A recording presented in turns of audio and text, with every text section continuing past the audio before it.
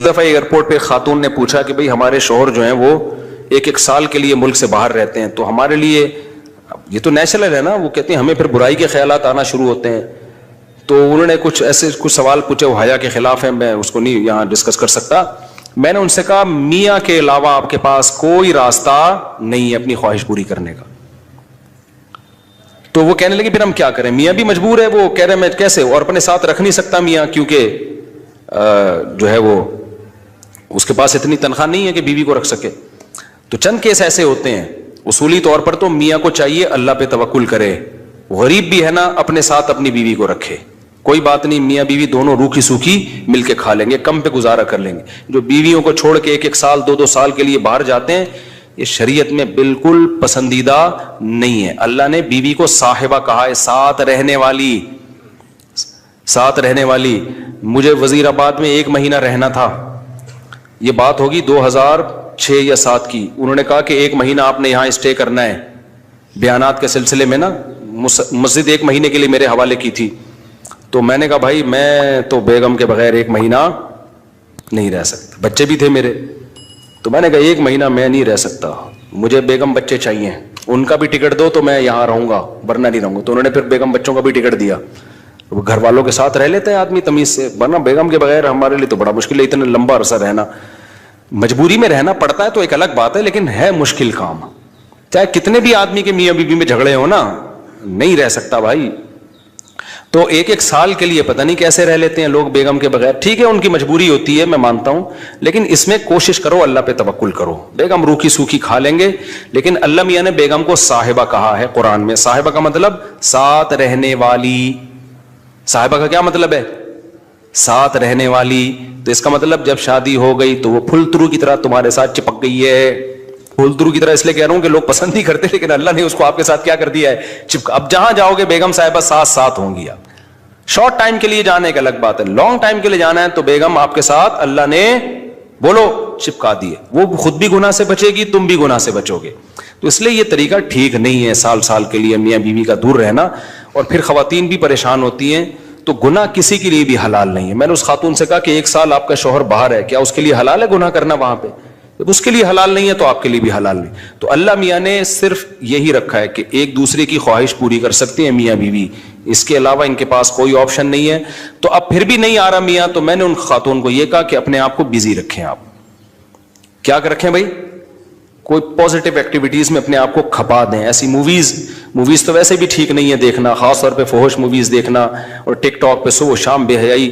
تو جب یہ انسان کی عادت ہے، جب وہ اپنے آپ کو کسی پازیٹیو کام میں لگا دیتا ہے نا، تو چند دن پھر یہ جھٹکے لگیں گے، اس کے بعد انسان نارمل. کئی لوگ ہیں جو 1 سال گھر سے باہر رہتے ہیں، مجبوری میں بیویاں بھی رہتی ہیں، وہ گناہ نہیں کرتے. وجہ کیا ہے کہ وہ سوچتے ہی نہیں نا اس بارے میں، وہ اپنے آپ کو بزی رکھتے ہیں، مصروف رکھتے ہیں. تبلیغی جماعت میں سال کے لیے لوگ جاتے ہیں. میں تو اس کو صحیح نہیں سمجھتا بیگم کو، جوان بیوی کو چھوڑ کر جاؤ آپ.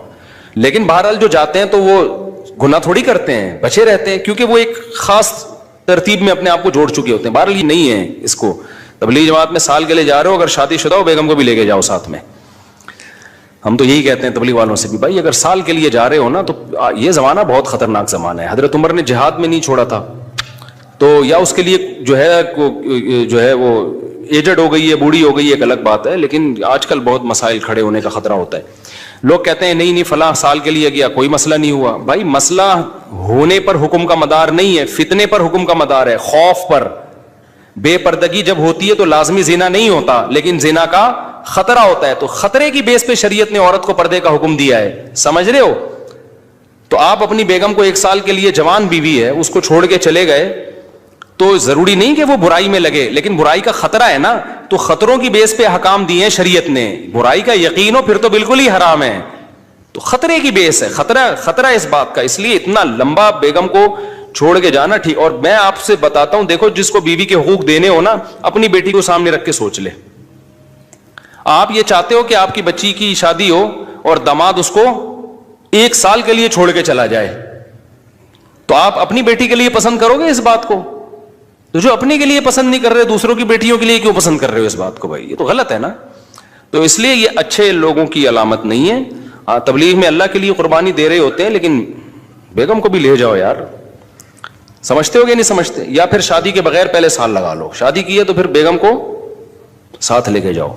تو بڑے مسائل کھڑے ہونے کا خطرہ ہوتا ہے آج کل.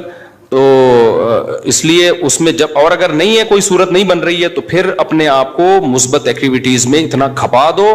تو میں آپ کو گارنٹی سے کہتا ہوں چند دن چند مہینوں کے بعد آپ کے دماغ سے وہ خیالات نکل جائیں گے.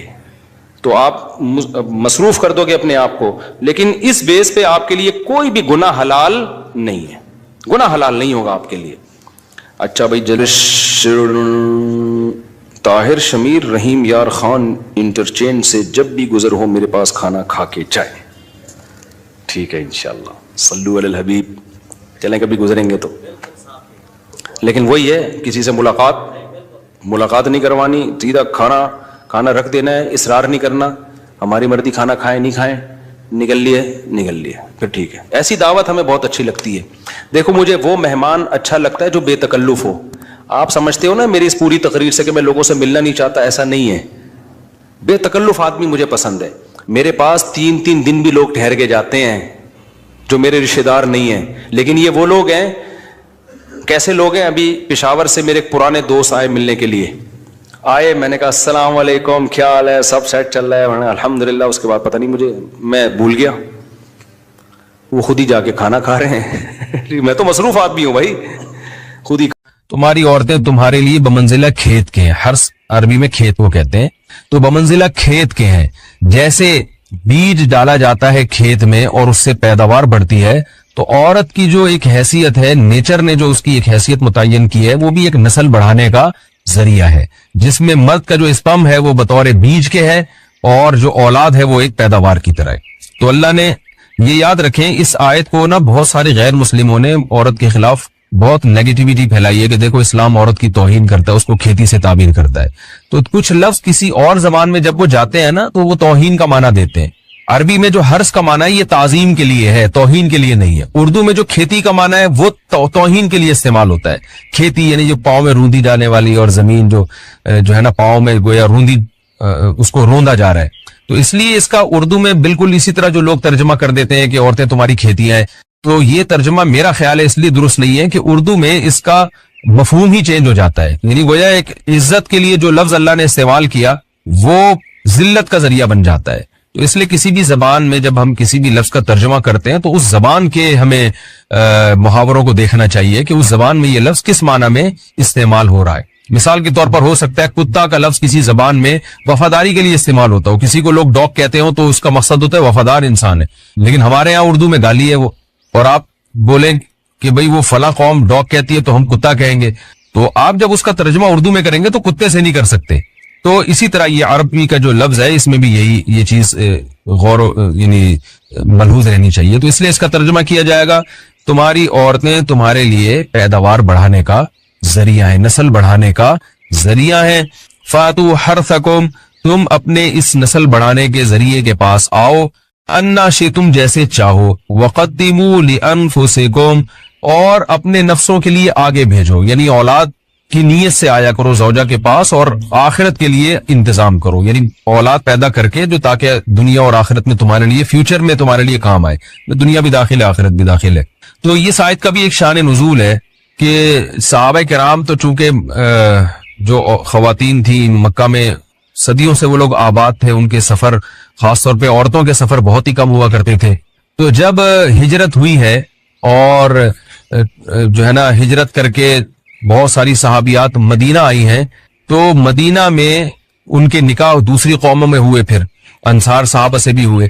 تو چونکہ تقویٰ تھا ان خواتین میں, للہیت تھی, تو بعض جگہ ایسے واقعات ہوئے کہ میاں بیوی کے جو آپس کا ریلیشن ہوتا ہے, ظاہر ہے وہ ہر قوم میں اور ہر جو ہے نا شخص کا مزاج دوسرے سے مختلف ہوتا ہے.